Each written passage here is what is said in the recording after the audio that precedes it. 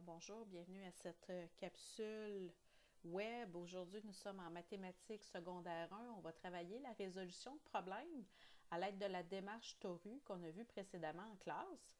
Alors avant de commencer ma présentation, j'ai sorti quelques fondements, quelques bénéfices d'adopter une démarche, une méthode de travail lorsqu'on a un problème à résoudre en mathématiques. Première des choses, ça m'aide à ne pas faire d'erreur, à ne pas faire d'oubli lorsque je vais aller faire mes calculs et trouver ma solution, particulièrement lorsque j'ai une longue situation ou problème à résoudre. Ça va aussi m'aider, une méthode de résolution de problème, à structurer ma pensée. Donc, à faire en sorte que tranquillement, ce soit plus logique, que ça vienne plus rapidement. Et aussi, ça va contribuer à développer ma pensée logique et mathématique. Parce que lorsqu'on adopte une méthode de travail, ça nous permet aussi d'être plus efficace dans ce qu'on fait. L'inspiration de la démarche TORU, ça nous vient des enseignants de mathématiques de la commission scolaire des affluents. Donc, eux autres s'étaient questionnés à un certain moment donné à savoir quel truc ils pourraient donner à leurs élèves pour qu'ils soient plus performants dans les situations problèmes, dans les résolutions de problèmes. Et c'est là qu'est venue l'idée de la démarche TORU. Donc, c'est ça qu'on va faire ensemble aujourd'hui. Je vais aller vers ma présentation. Donc, on va aller. Alors, pour la démarche de résolution de problème, la démarche TORU, comme je vous disais, on est en mathématiques de première secondaire. Je m'appelle Amélie Simard, j'enseigne à la commission scolaire des Phares. Un petit rappel sur la démarche TORU. Donc, je vais utiliser l'acronyme pour nommer cette démarche-là. Le T, ça veut dire titre. Je vais inscrire un titre court avant de faire un calcul. Lorsque j'ai un problème à résoudre en mathématiques, je ne veux pas voir des calculs tout taponnés ou ce que je ne sais pas à quoi correspond ce calcul-là. Donc, je vais écrire quelques mots, un court titre qui me permet de dire « OK, c'est ça que j'ai calculé avec ce calcul-là ». Le O veut dire opération. C'est lorsque je vais aller faire mon calcul. Donc, ça peut être un peu plus brouillon, on peut le voir un peu plus clairement ou pas, mais comme j'ai marqué mon titre, bien, à partir de ce moment-là, ça devient plus clair. Je vais vous faire un exemple tout à l'heure. Le R, c'est pour résultat. Je vais indiquer le résultat, ma réponse. Et là, il ne faut pas que j'oublie le U. Le U, ça veut tout simplement dire les unités. Il faut que j'écrive la réponse avec les bonnes unités pour avoir une réponse complète, pour avoir tous mes points. Admettons que c'est une évaluation, par exemple. Lorsque je suis dans une situation de problème ou dans une résolution de problème, j'ai le droit d'utiliser ce que je sais, ce que je cherche. Ça, il y a certaines personnes qui ont travaillé avec ça durant leur primaire, c'est tout à fait correct. Puis en plus de ça, je peux faire ma démarche TORU. Donc, je peux titrer mes choses, faire mes opérations avec mes résultats avec unité de mesure, tout en utilisant ma feuille que d'un côté, j'ai ce que je sais, ce que je cherche. Ça, c'est très bien. C'est une méthode qui est structurée, qui est acceptée. Je peux faire la démarche TORU pour plus qu'une partie de mon problème. Par exemple, si j'ai une très grande situation au problème, bien, je ne ferai pas uniquement un titre et une opération. Je vais en faire plusieurs. Donc, il va falloir que je répète un peu toutes les parties de TORU pour chacun de mes calculs. Je vais vous donner un exemple ici de l'application de la démarche TORU. Donc, ici, j'ai un problème qu'on va lire ensemble. Puis, après ça, on va aller la noter, puis on va aller trouver la réponse. Donc, on dit la collection de thèmes de Maxime. Donc, on parle des thèmes. Ça va avoir un lien avec mon U pour unité. Donc, je vais chercher des thèmes. On peut présumer ça. La collection de thèmes de Maxime est composée de 4 dixièmes de thèmes canadiens, 3 septièmes de thèmes écossais et le reste sont des timbres suisses. Quelle fraction? Donc, si je vais aller l'encercler, j'aurais pu uniquement le souligner. Une fraction, ça va être comme ça que je vais formuler ma réponse. Parce que je cherche quelle fraction les thèmes suisses représentent-ils. Et là, on peut aller même souligner toute la question comme on avait vu précédemment en classe. Donc là, qu'est-ce que je vais faire? Donc, moi, je veux savoir, en fait, combien de thèmes suisses je vais avoir. Fait qu'on peut penser que dans la collection de thèmes de Maxime, j'ai des thèmes canadiens, des thèmes écossais, mais des thèmes suisses aussi. Fait que qu'est-ce qu'il faut que je trouve en premier? Bien, je vais aller trouver, dans le fond, mon nombre total de thèmes canadiens et de thèmes écossais. Je vais aller trouver la fraction qui représente ça pour ensuite, en soustrayant, trouver mon nombre de thèmes suisses. Donc, en fait, je vais me marquer un court titre ici. Je vais me dire « Trouver la somme des timbres canadiens et écossais.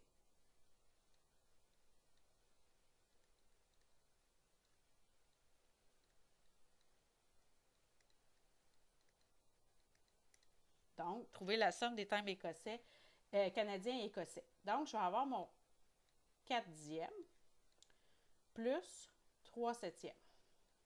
Mais là, j'ai un problème. C'est une addition de fractions. Il faut que j'aille trouver un dénominateur commun. Donc là, normalement, je vais sortir mes multiples de 10.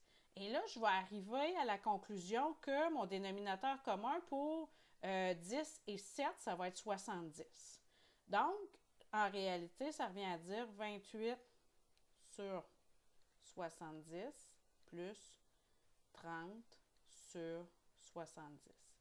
Et ça va me donner, dans le fond, une fraction de 58 sur 70. Donc, en fait, Maxime, sa collection, elle serait composée de 70 timbres, puis là-dessus, il y en aurait 58 qui seraient canadiens et écossais. Donc là, il faut que j'aille trouver le nombre de timbres suisses. Et c'est ça que je vais aller faire comme deuxième opération. Donc, je vais aller trouver la fraction qui correspond au timbre suisse. Je vais marquer timbre suisse. Donc, je vais utiliser l'ensemble de ma collection, donc mon total, qui serait 70 sur 70, ça c'est un entier, donc c'est ma collection, moins 58 sur 70. Et là, ça va me donner 12 timbres sur 70. Mais là, comme je veux une fraction, je ne veux pas un nombre de timbres, qu'est-ce que je dois faire? C'est que je dois la réduire parce que 12 sur 70, ça se divise. Donc, je divise par 2. Ça va me donner 6 sur 35. Et là, disons que je suis dans un examen ou dans une feuille, je vais indiquer la réponse. 6 sur 5, timbre suisse. Donc, mon U. Donc, ça, c'est pour un exemple. Quand je marque des numéros ici comme ça, trouver la somme des timbres canadiens et écossais. Ça, c'est mon titre. Je marque mon opération. Ça, c'est mon O. Donc, ça ici, ça correspond, c'est un O. Ça, c'est ma réponse. Donc, mon R avec mon U. Donc, Toru. Je l'ai fait ici, là. C'est à main levée un peu, mais c'est pour vous donner là, un exemple de qu'est-ce que ça prend comme démarche.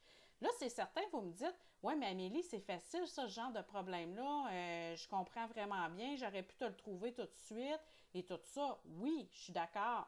Par exemple, ce qu'il faut comprendre, c'est que moi, je vais être capable de voir si dans ta tête, ça fait du sens, là.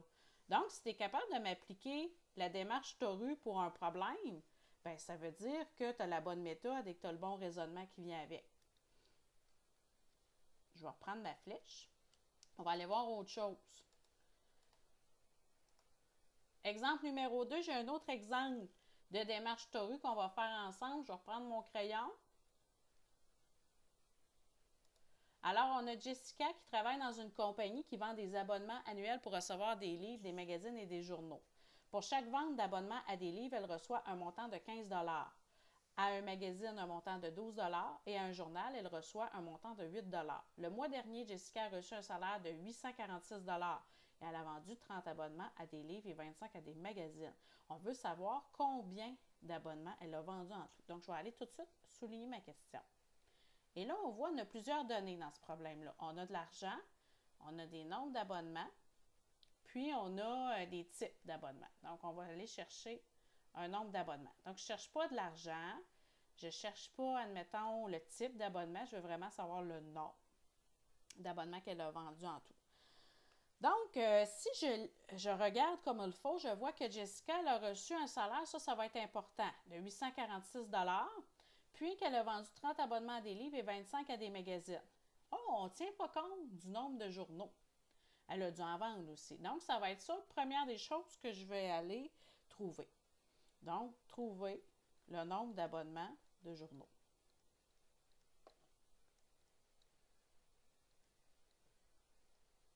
d'abonnement pour les journaux. Alors, vous voyez, j'écris un titre. Ça peut être très court. Donc là, moi, quand je vois ça, je dis OK, on a calculé le nombre d'abonnements de journaux.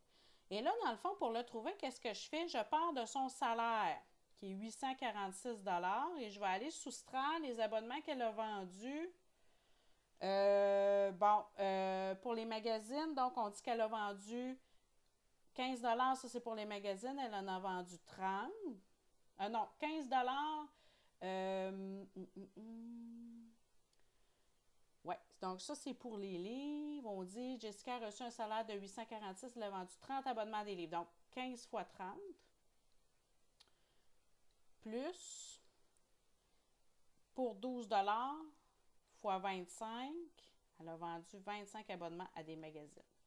Donc, dans le fond, j'ai fait la chaîne d'opération qui représente comment j'ai trouvé le nombre d'abonnements aux journaux qu'elle a vendus. Donc, au final, ça me donne 96.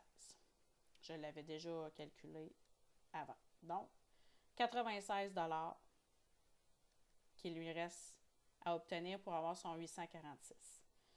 Donc, une fois que j'ai trouvé, finalement, pour obtenir 846 $, il lui manquait 96 $. Donc, ça correspond au total là, qu'elle a eu pour l'abonnement des journaux. Donc, après ça, je peux aller trouver le nombre d'abonnements pour les journaux. Ça, c'est l'argent qu'elle a fait avec les journaux.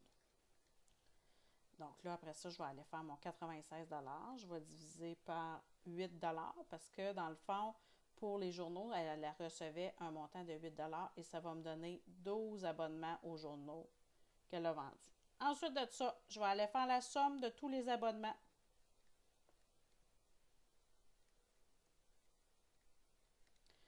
Donc, on a dit qu'elle avait vendu 30 abonnements à des livres, 25 à des magazines.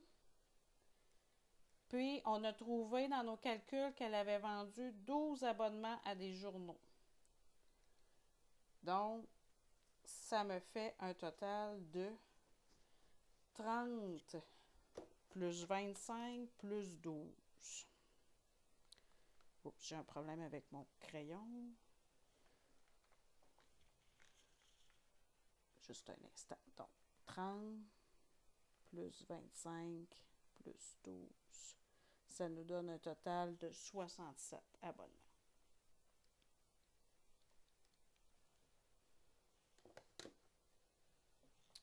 Donc, ma réponse, avec unité de mesure, ça va me donner 67 abonnements. C'est ce qu'elle a vendu dans le mois. Donc, je regarde mon problème. J'ai titré mes calculs. Donc, j'ai fait 3 calculs. J'ai trouvé en premier lieu combien d'argent elle avait fait en vendant les journaux. Donc, je voulais savoir combien de sous elle avait reçu des abonnements de journaux parce que je ne savais pas le nombre qu'elle avait vendu.